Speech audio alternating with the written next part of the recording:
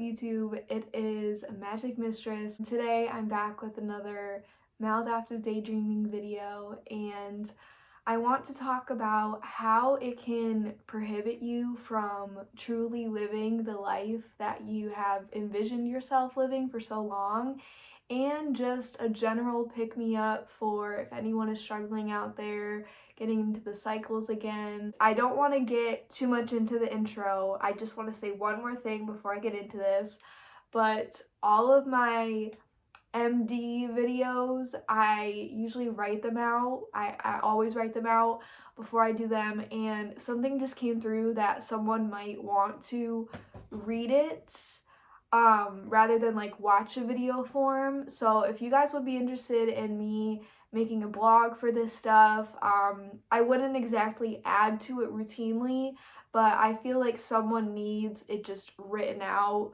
If you want to look back on it, if you're feeling, the impulse or whatever, and you just want something to remind you, I can totally do that. If you guys are interested in that, just let me know in the comments and I will work on doing that. But otherwise, let's just get right into it. Okay, so I'm just gonna read this from my computer. I pretty much explained, it's all here. So I first want to describe and kind of remind us of why we first started to daydream. Because if you've been doing it since the beginning of everything, that reason is really hidden in us, and sometimes just not knowing the reason of why you should stop something is the come on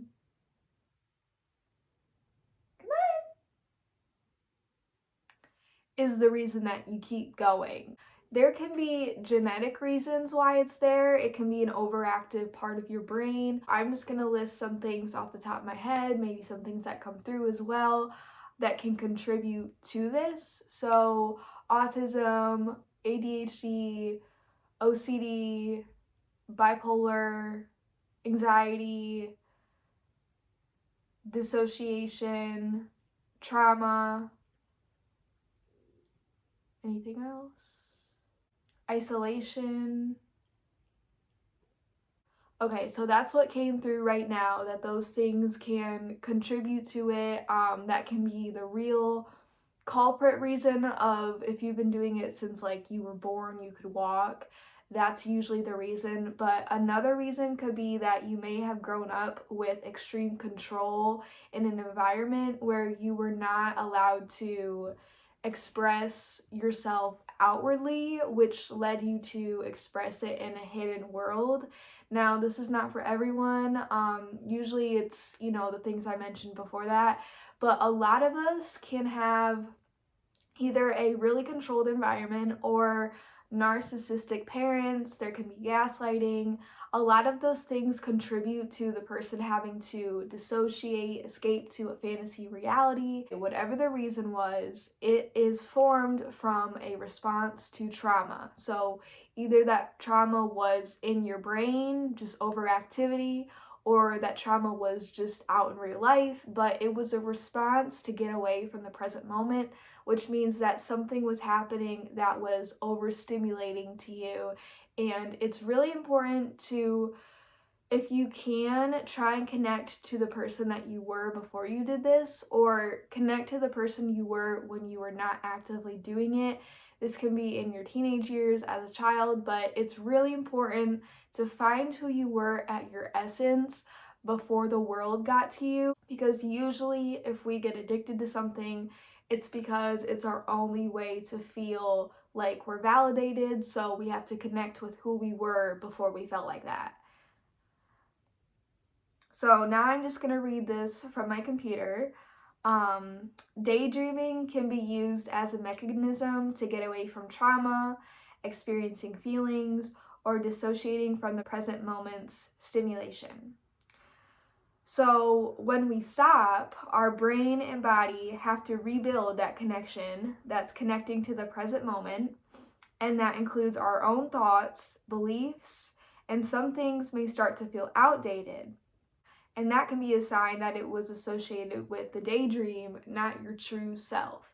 So what happens when you do begin to stop, you actually get reborn, because the person that you were before you stopped was half of the person in the daydream.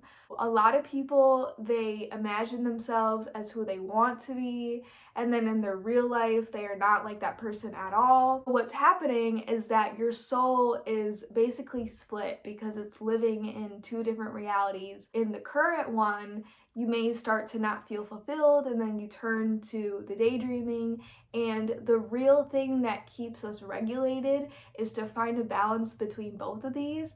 And the main goal is to find the balance in ourselves, building a world in ourselves that we don't have to imagine, it's just there inside of us, making us feel fulfilled.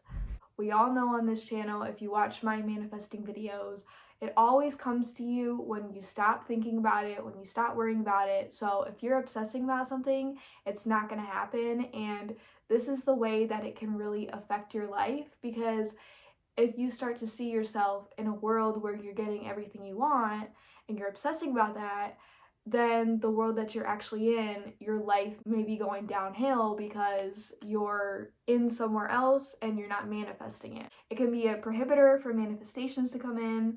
It can make you tired. It can make you hyper when you don't want to be. It can make you overthink and question your sense of self because of that disconnect with who you truly are, who you're supposed to be becoming, manifesting your life, not just living a pretend life. When you're manifesting and visualizing and daydreaming and obsessing, they are really similar, I will say that, but the thing that separates them is the awareness and the discipline.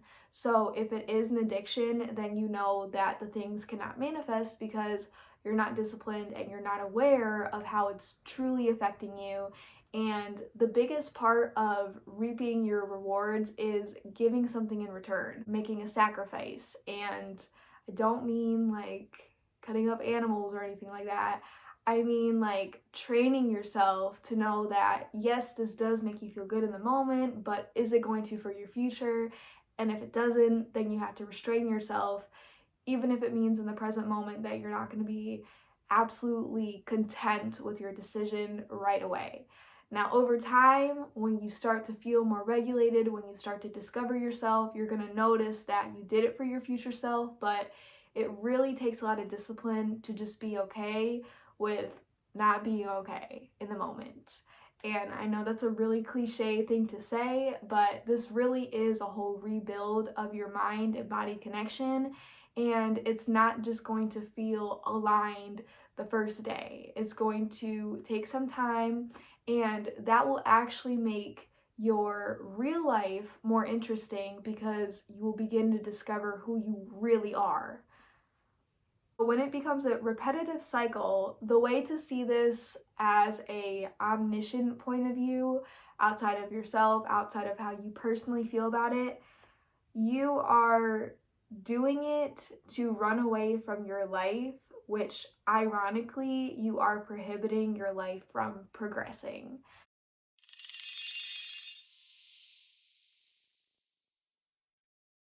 When you stop doing it, you confront the self, and you also confront who you were in the daydreams and how is it different from yourself. Because a lot of the time, people have a whole different reality in their daydreams and their actual life. Now, when this reality starts to merge, that is when you can use it for your benefit. But if it is a complete opposite stand, your person that you envision yourself in the daydreams may not be who you are at all. And this is the best way to stop yourself from doing it, because being present for a certain period of time and knowing who you truly are and then comparing yourself to the daydreams, you can begin to notice that that person that you may have seen was a person that was created from your trauma. It was a person that was created from being overwhelmed or anxiety or upset, and it wasn't truly you. And your true self handles those feelings in a different way. But a lot of the time, we can envision ourselves acting out in certain daydreams because we wish we could express that part of ourselves in our everyday life. Something may have happened in your reality where you were not able to defend yourself. Maybe someone embarrassed you, you were humiliated, and in that moment you really wish that there would have been a different outcome and you feel like it was all your fault and that you could have done something different. So then you create this person in this daydream that's like a very strong minded or physical character, and they're living that moment out the way that you wish you did in multiple moments. And all of this is separating ourselves from what actually happened to us because it was too much to bear in that actual moment. And for those specific people, I want to say that the battles that you will fight internally when you come back to who you are deeper than any battles you saw yourself fighting in the daydreams.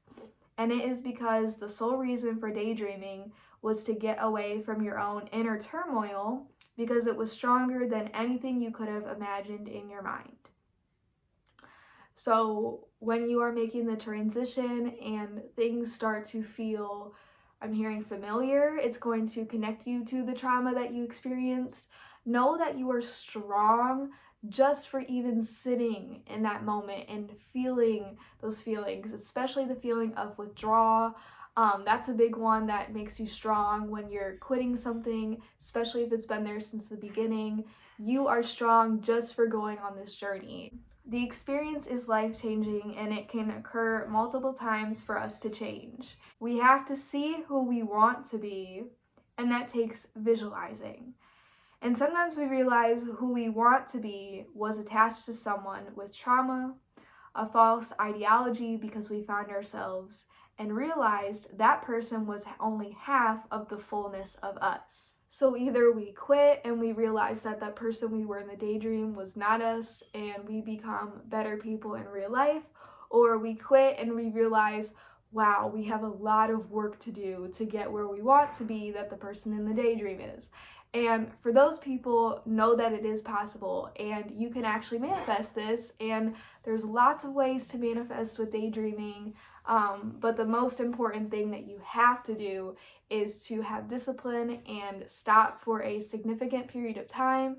If you want to actually become that person, you cannot get obsessed with that person. So that's why I say that it's best to, well, it's a requirement, that's what I'm hearing, that you do have to quit for a certain period of time, and that is just to break the attachment, so then when you do integrate it in your life, it's integration, not attachment or a coping mechanism. And this is truly a really powerful way to manifest because you can only do it when you're healed. You do have to be present, you have to heal through that trauma, confront those emotions, and realize what is prohibiting you from being that person.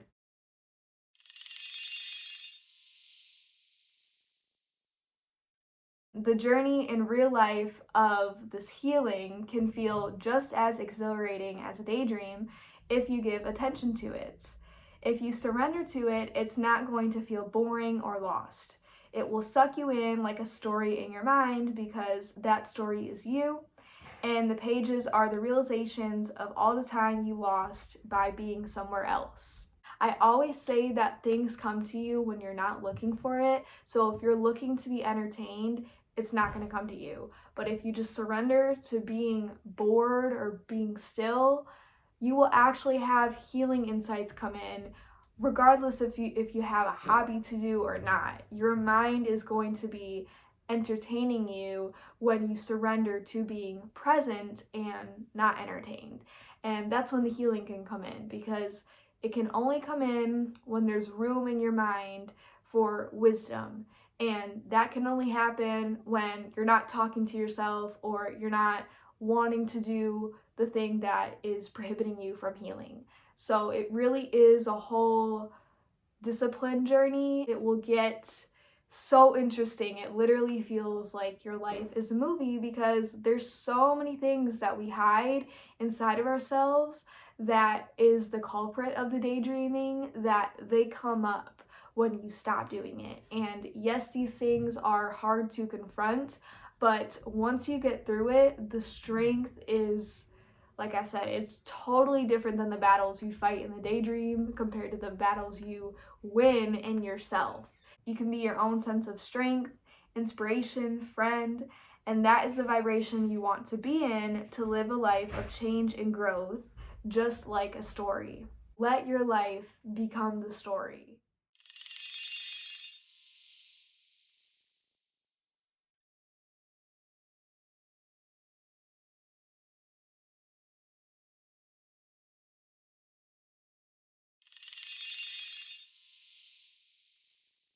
So with all that being said, I'm going to leave you guys with this poem, and just another reminder that if you do want me to have a written document for this type of stuff, let me know in the comments and I will work on that. But this poem can be seen with the Eye of Ra, which is the sun god, and it says, "Only in my pain did I find my will, only in my chaos did I learn to be still. Only in my fear did I find my might. Only in my darkness did I see my lights." That is the end of the video. I wish you all good luck on your healing journeys, and I will see you in the next one.